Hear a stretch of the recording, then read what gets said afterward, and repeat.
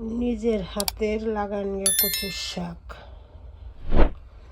এখানে ডগা আর এই যে পাতা রাখছি, পাতা অন্য আর একদিন খাবো। আজকে শুধু এই ভাজি করবো, অন্য দিন পাতা পাতা দিলে বেশি হয়ে যাবে। এটা শুধু ডগা।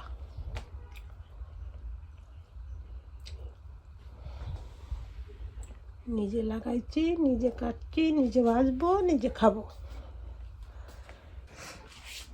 অনেকটা শাক হয়েছে। 10 বছরের ভিতরে শুধু ডগা, পাতা দিনে।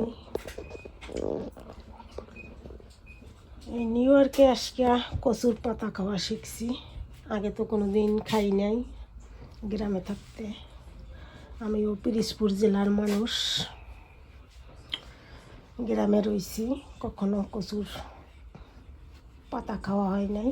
নিউ ইয়র্কে আজকে দেখি যে সবাই কচুর ডগার সাথে পাতাও খায়।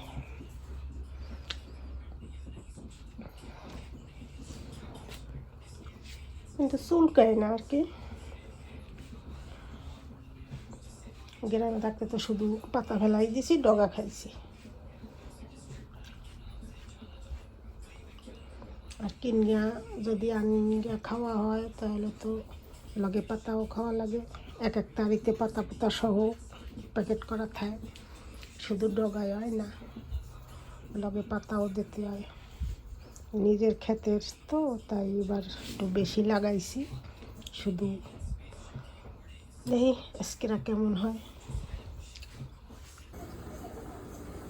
গাছের টমেটো, গাছের মরিচ, মরিচগুলো ছোটো হইলেও সুন্দর ঘ্রাণ আছে।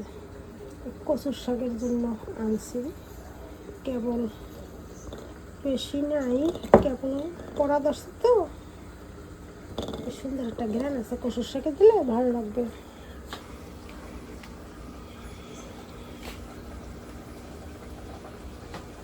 আজ এরা সবই নিজের ক্ষেতের সব রান্না বান্না, শুধু পোমা মাছের ঝোল, অন্য কিছু। টমেটো, কচুর শাক সব নিজের হাতের বানানো। কচুর শাক, টমেটো, কচুর শাক, টমেটো। আমাদের বাড়িতে শীতকালে করতাম, খরা মুছে যেতাম ভিতরে কচুর ডেগা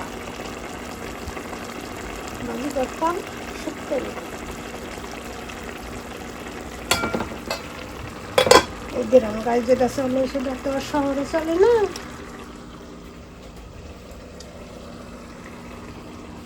ভাজি করলি শেষ।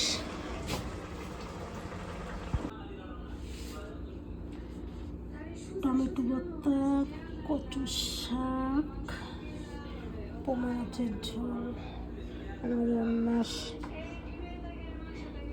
হয়ে গেছে। আর লগে আমার দুধ আছে আজকে। তাহলে ভালো থাকেন সবাই।